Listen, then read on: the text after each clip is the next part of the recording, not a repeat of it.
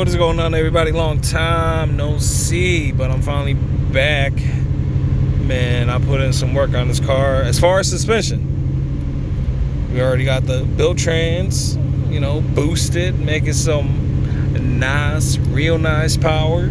So I wanted to make this video talking about the Steeda suspension components that I put on here. I ended up going with a Steeda strut tower up front. Since I don't have a sway bar, I have a crank support up front, which you had to remove the sway bar. Can't fit. So I got a Steeda strut tower up front. I got some alignment kits, the dowels, IRS subframe bushings to make them stiffer for the cradle itself, along with some bushings in regards to the differential. I went with the billet race aluminum.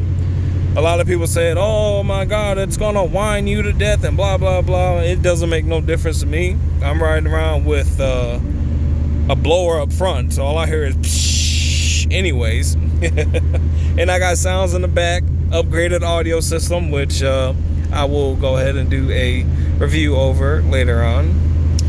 And I gotta tell you, installing everything but the strut tower was a pain in the fucking ass. Not gonna lie, it was challenging. I don't have a lift. I'm in a small confined garage. Car's jacked up.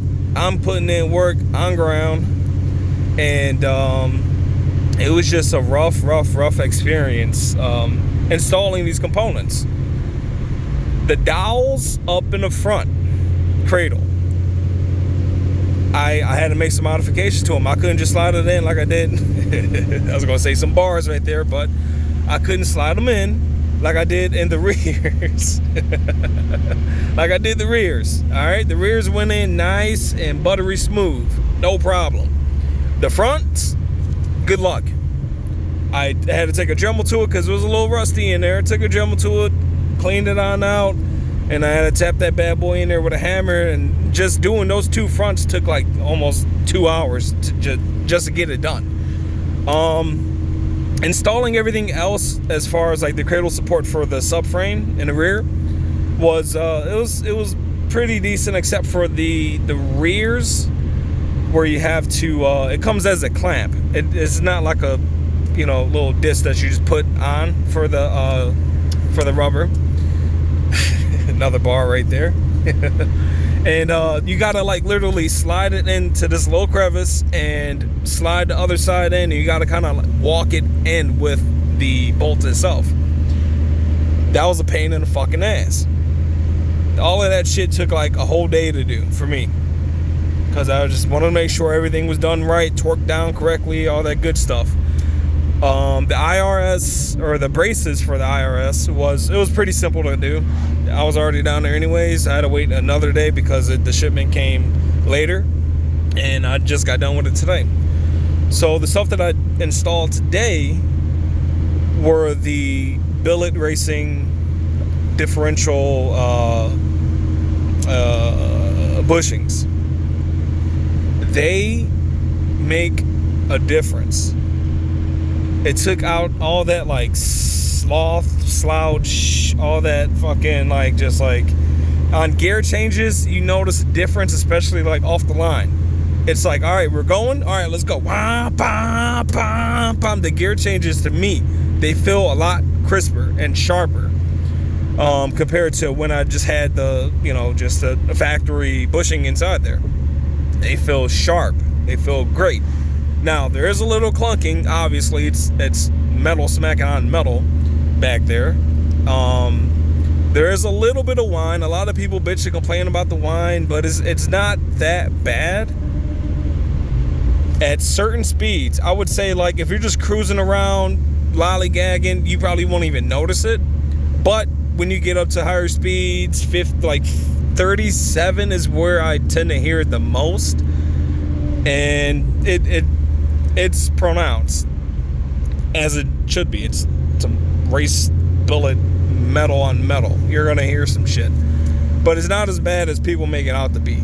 unless you have a tolerance for like just straight quiet. Me, it don't make a difference to me. Also with the IRS braces that I put on here, I felt like going around turns and corners, man, this car hooks up in the back. Now, this is a base model. I don't have the Magna Ride. I just got the stock struts, stock suspension or springs, and it makes the rear, it settles the rear pretty good. It is firm, it's stiff. I don't feel like I'm like the back end is gonna like flip over. It feels planted. It feels super planted when you're going through the curves. If you're on the highway doing Mach Jesus, it feels planted. I can't say enough with the Steeda components that I put on here. It's a game changer, man. And I got like the basics of the basics. It's expensive as fuck, but it's worth it. It's worth its weight in gold, man. It transformed the front of the car, even though it's just a strut. But you got to remember, I didn't have a sway bar up there, so it felt sloppy in the front end. The rear, I didn't like it. It felt sloppy in the rear. It just felt like I was in a goddamn Cadillac. It was just like I'm on air suspension, just floating around like I'm on a boat or some shit. But it stiffened up and firmed up the rear. The front feels nice. It feels controllable. It's beautiful. I've like no complaints besides the insulation stuff, because it was just the pain in the fucking ass.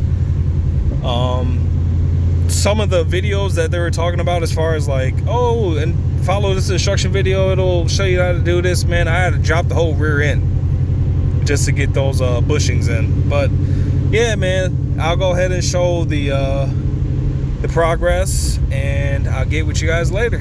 Peace.